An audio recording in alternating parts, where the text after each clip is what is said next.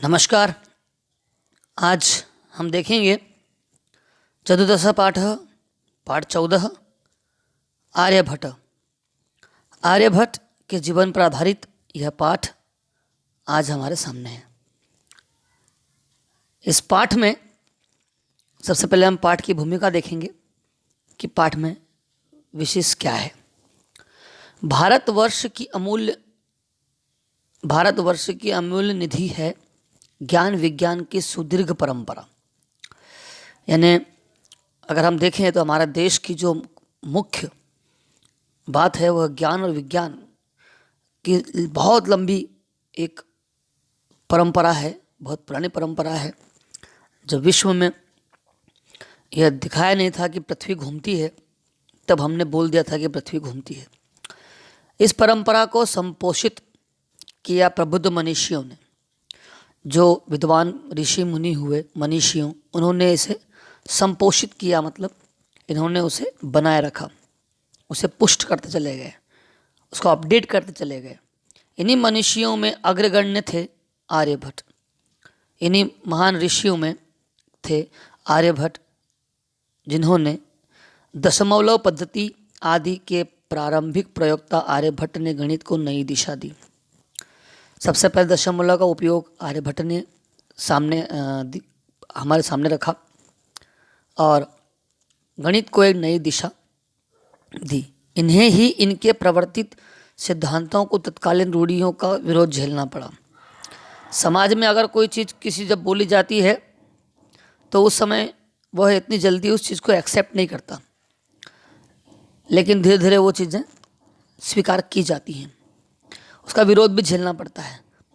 वस्तुतः गणित को विज्ञान बनाने वाले तथा गणितीय गणना पद्धति के द्वारा आकाशीय पिंडों की गति का प्रवर्तन करने वाले ये प्रथम आचार्य थे। इन्होंने क्या किया, गणित को विज्ञान से जोड़ा और गणित की गणनाओं के आधार पर आकाशीय जो ग्रह उपग्रह पिंड हैं उनकी गति का प्रवर्तन करने वाले, और उस गति के माध्यम से उन्होंने बहुत सारी चीज़ें लोगों के सामने रखी कि जो आप मान्यताएं रखते हैं ये मान्यताएं वास्तव में क्या हैं। तो आचार्य आर्यभट्ट के इसी वैदुष्य का उद्घाटन प्रस्तुत पाठ में है कि उन्होंने क्या क्या किया। पाठ के प्रारंभ में पूर्व दिशायाम उदेति सूर्य पश्चिम दिशायाम च अस्तम गच्छति इति दृश्यते ही लोके। पूर्व दिशायाम माने पूर्व दिशा में, उदय दिन उदय होता है, सूर्य ने सूर्य, पश्चिम दिशायाम माने पश्चिम दिशा में, च ने और, अस्तम माने अस्त, गच्छते ने होता है या चला जाता है, दृश्य दिखाई देता है। ये वाक्य पूर्ति हुए लोके ने संसार में।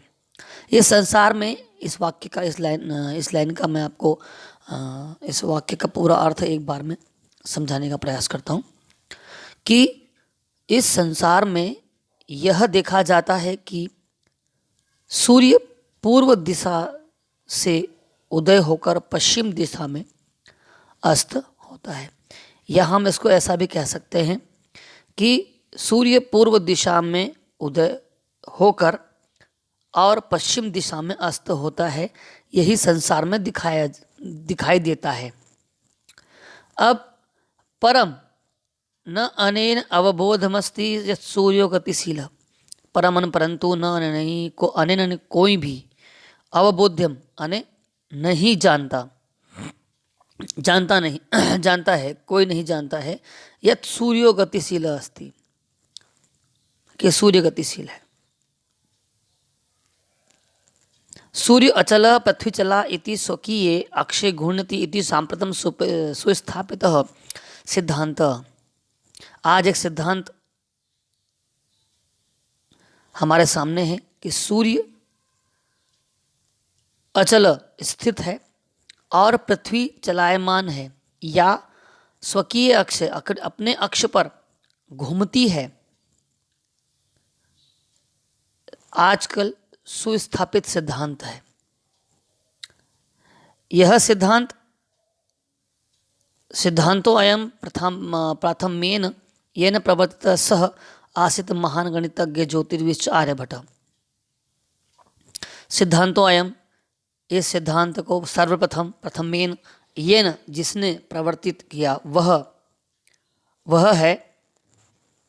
वह थे महान गणितज्ञ और ज्योतिर्विच यानी ज्योतिषी, ज्योतिष जानने वाले आर्यभट्ट।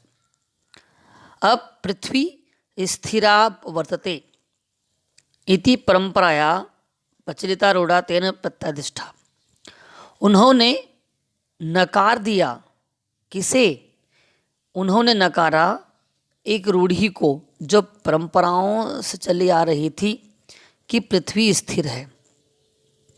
पृथ्वी स्थिर है, इस परंपरा को उन्होंने नकार दिया। तेन उदाहृत्य यत् गतिशीलायां नौकायाम उपविष्टः मानवः नौकाम स्थिराम अनुभवति। उन्होंने उदाहरण दिया कि यत् कि गतिशीलायाम यानी गतिशील ने चलती हुई नौका में उपविष्ट ने बैठा हुआ मानव ने मानव नौका में नाव को स्थिराम अनुभवति, नाव को स्थित मानता है, स्थिर मानता है। और अन्यान पदार्थान और दूसरे पदार्थों को गतिशीलान अवगच्छति, चलता हुआ मानता है। अवगच्छति है ना, जानता है, ऐसा भी कह सकते हैं। अब एवमेव गतिशीलायां पृथिव्याम अवस्थितः मानवः पृथ्वीं स्थिराम अनुभवति सूर्यादि ग्रहान च गतिशीलान वेत्ति।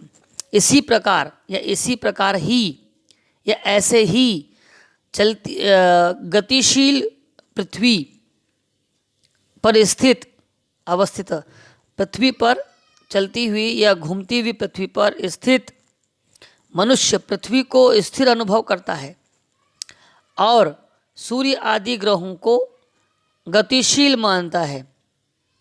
अब 470 शताब्दे षड्सप्तधिकचतुष्शतमे वर्षे आर्यभट्ट जन्म लब्धवानीति तनेव विरचितम आर्यभट्टीयम इत्यस्मिन् ग्रंथे उल्लेखितम।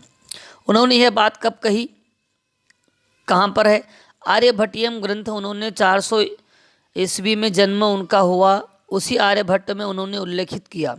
अपनी खुद की पुस्तक जो लिखी उन्होंने, उसी पुस्तक में उन्होंने यह स्पष्ट किया, उल्लेखित किया कि उनका जन्म कब हुआ। तेनेव विरचितम, उन्होंने ही रचित या उनके द्वारा ही रचित आर्यभट्टीयम इत्यस्मिन् ग्रंथ है, इसी ग्रंथ में उन्होंने उल्लेखित किया कि उनका जन्म कब हुआ। ठीक है। ग्रंथो अयम तेन त्रयोविंशतितमे, यह ग्रंथ उन्होंने कितने वर्ष की आयु में लिख दिया था? 23 वर्ष। त्रयोविंशति 23 वर्ष की आयु में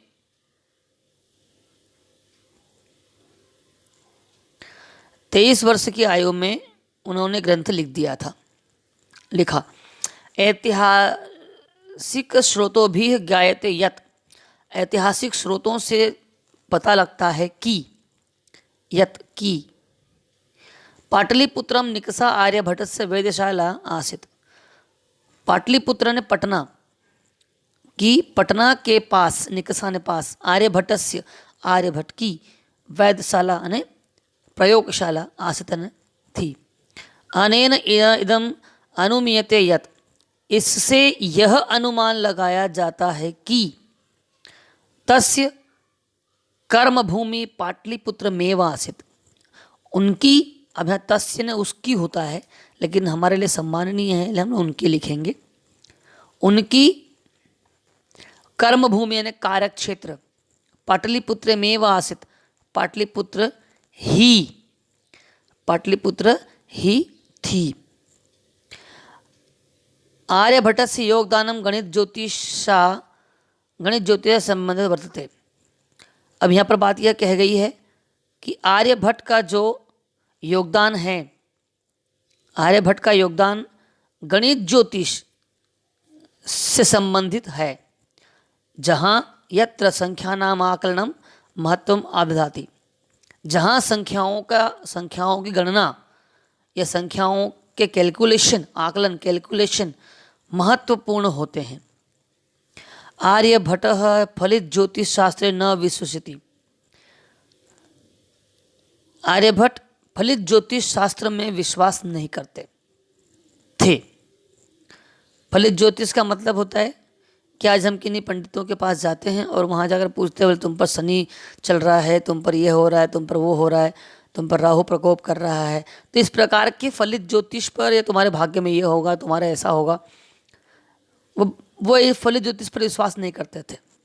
गणितीय पद्धतियाँ कृतम आकलनम आधृत्य एव तेन प्रतिपादितम यत्, ये धर्म से बात रिलेटेड हो गई कि शनि और ये सब कुछ जो ग्रह हैं ये किस प्रकार से काम करते हैं, धर्म के आधार पर बात हो गई। लेकिन गणित के आधार पर, गणित की पद्धतियों के द्वारा किए गए आकलन के आधार पर ही उन्होंने प्रतिपादित किया कि ग्रहणे राहु केतु नामको दानवो नास्ति कारणम, कि ग्रहण का कारण राहु केतु नाम के राक्षस, दानव ने राक्षस नहीं है। कारण को मैंने यहाँ डाल दिया है बीच में कि ग्रहण में राहु केतु नाम के राक्षस कारण नहीं है, नास्ति। तत्र तु सूर्य चंद्र पृथ्वी इति त्रीणि एव कारणानि, वहाँ तो 3 ही कारण हैं। कौन कौन? वहाँ तो सूर्य चंद्र पृथ्वी तीनों ही कारण हैं जिनके कारण सूर्य ग्रहण चंद्र ग्रहण होता है। और हम कहते हैं कि राहु ने सूर्य को निगल लिया, केतु ने सूर्य को निगल लिया, और इस प्रकार से। अब सूर्यं परितः भ्रमत्या पृथ्वी चंद्रस्य परिक्रमा पाथेन संयोगात ग्रहणम भवति। भाई क्या होता है, सूर्य की परिक्रमा करते हुए, सूर्य के परितः ने चारों ओर, भ्रमत्या ने घूमती हुई पृथ्वी और चंद्रमा के परिक्रमा पथ के संयोग से ग्रहण होता है। अभी यहाँ ग्रहण का मूल कारण यह है कि 3 कारण हैं। पहला है सूर्य, दूसरा है पृथ्वी और तीसरा है चंद्रमा। इन तीनों के कारण ही, क्योंकि ये इसके चक्कर लगाती है पृथ्वी और ये इसके चक्कर लगाता है, तो इन तीनों के कारण ही ग्रहण होता है। अभी सूर्य ग्रहण चंद्र ग्रहण कैसे होगा हम आगे देखेंगे। अभी सिर्फ ये पता लगता है कि ग्रहण कैसे होता है, इन तीनों के कारण ही ग्रहण होता है।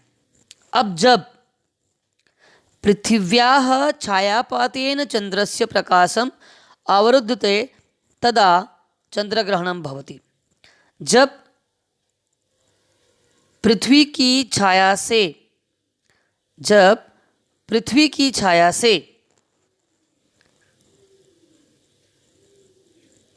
चंद्रमा का प्रकाश रुक जाता है, चंद्रमा का प्रकाश अवरुद्धते न रुक जाता है, तब चंद्र ग्रहण होता है। भाई मान लीजिए यहाँ पर सूर्य है, ये बड़ा सूर्य है, और इस सूर्य के बाद यहाँ पर है पृथ्वी, है ना, और पृथ्वी के पास यहाँ पर है चंद्रमा। ठीक है। अब ये चंद्रमा घूमता हुआ इधर आया और पृथ्वी के कारण, जब पृथ्वी की छाया से अब सूर्य का प्रकाश कहाँ जाएगा, ऐसा जाएगा, तो ये हमको दिखेगा क्या, चंद्रमा हमको नहीं दिखेगा। और ये स्थिति कब होती है, ये स्थिति होती है पूर्णिमा के दिन। जब भी चंद्र ग्रहण होता है ये पूर्णिमा को होता है। ठीक है। अब चंद्र प्रकाश रुक गया, सूर्य प्रकाश रुक गया, तो चंद्रमा चमकना बंद हो गया, क्योंकि चंद्रमा अपना खुद का प्रकाश नहीं रखता। तो ऐसी स्थिति में क्या होता है, यह हो गया चंद्र ग्रहण। यहाँ पर क्या हो गया? चंद्र ग्रहण। ठीक है। अब इसके बाद हमारे पास है तथैव, उसी प्रकार पृथ्वी सूर्योः मध्ये, पृथ्वी और सूर्य के बीच, ये है सूर्य और ये है पृथ्वी, इसके बीच में चंद्रमा आ गए, और चंद्रमा का प्रकाश पृथ्वी के कुछ हिस्से पर जाता है, सूर्य का प्रकाश पृथ्वी के कुछ हिस्से पर जाता है और कुछ हिस्से पर नहीं जाता।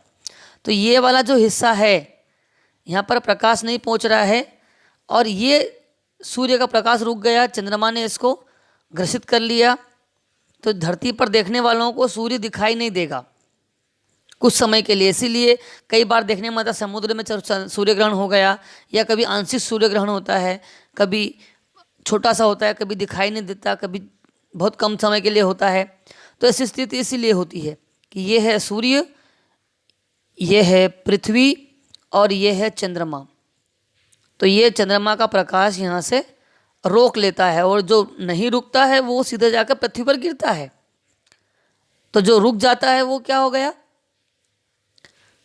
वो ये हो गया कि यहाँ पर इन लोगों को, यहाँ पर जो निवास करते हैं इन लोगों को सूर्य ग्रहण दिखाई देगा कि सूर्य ग्रहण हुआ है।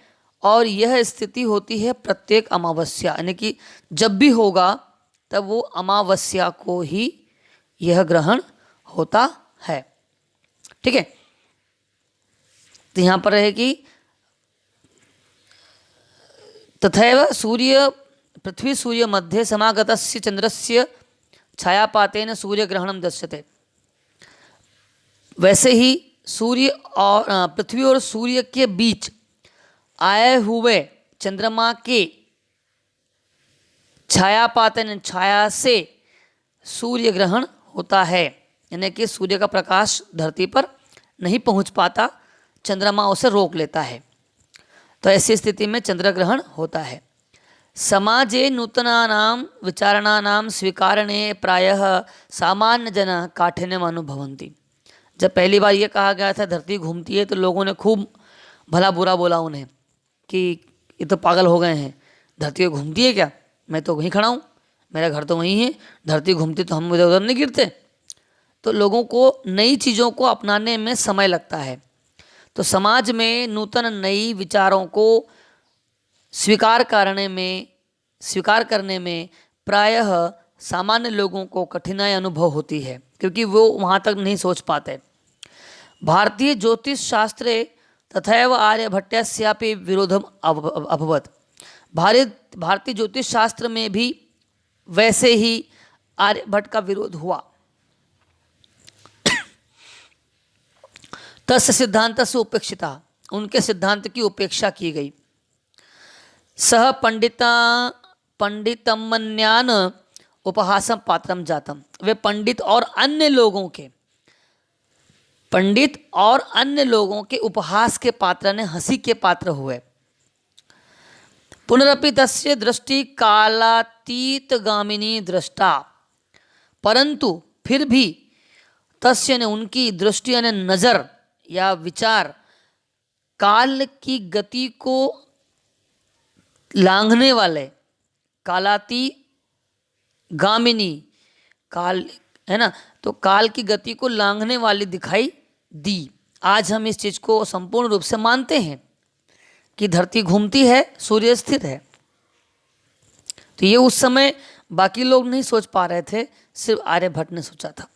आधुनिके वैज्ञानिके तस्मिन् तस्य सिद्धांते सादरः प्रकटितः। आधुनिक वैज्ञानिक उनके